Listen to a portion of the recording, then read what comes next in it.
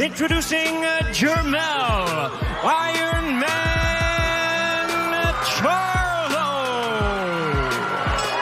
Vlak. Ito ang uri ng mga boksingero na kinaayawan na makalaban nitong si Canelo Alvarez dahil sa napakatibay ng mga ito at may kakaibang estilo na ginagamit sa laban.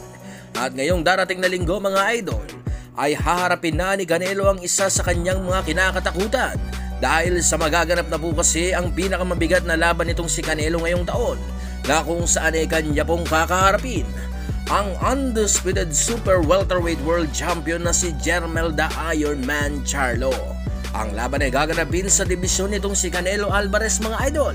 Kaya naman nakataya ang lahat ng mga titulo nitong si Canelo Alvarez sa magiging laban nila ni Charlo. Alam ni Canelo na hindi basta-basta kalaban itong si Charlo na mayroon din kakaibang estilo na ginagamit sa laban. Ngayon mga idol ay mag-iiwan po ko sa inyo ng isang malaking katanungan. At ito ay kung magagawa nga ba nitong si Charlo na mapabagsak o matalo itong si Canelo Alvarez sa kanilang magiging laban.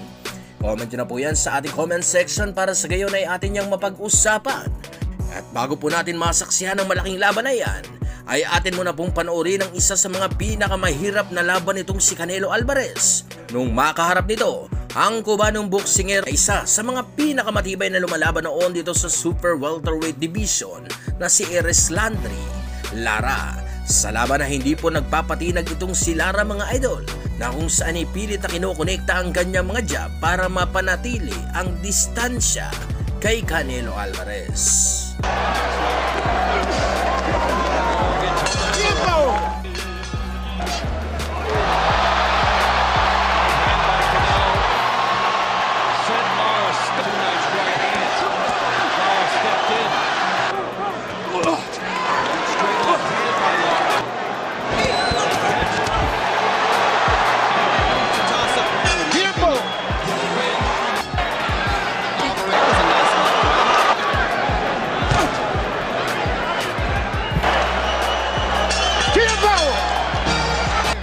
Sa round 4 ay naging agresibo na po itong si Canelo Alvarez na bumabato na po ng mga nagbibigatang mga body shot para sa gayon mapahinto sa paggalaw itong si Lara na ginagamit ang lawak ng ring sa paggalaw.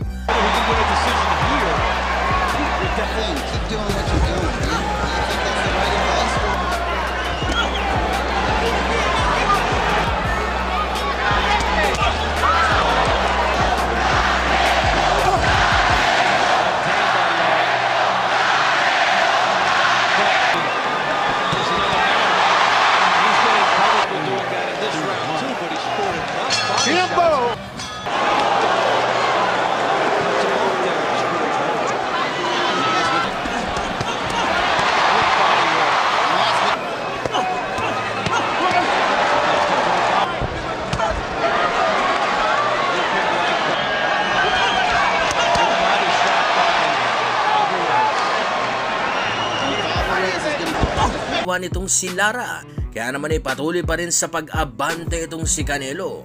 Para sa gayon nga ay puruhan itong si Lara sa tuwing ito ay patuloy na aatras sa laban.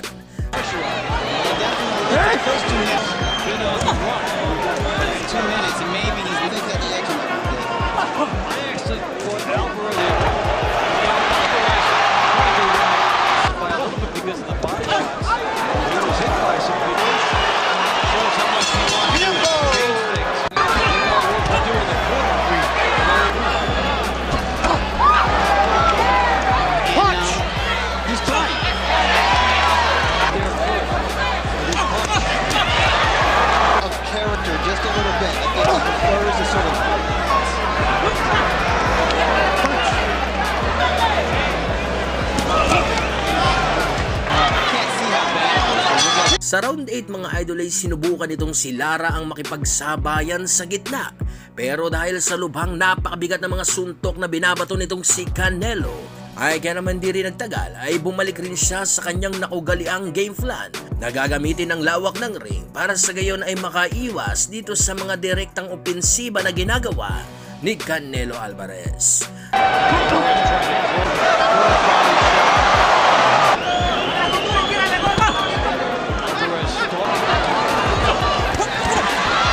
Stop!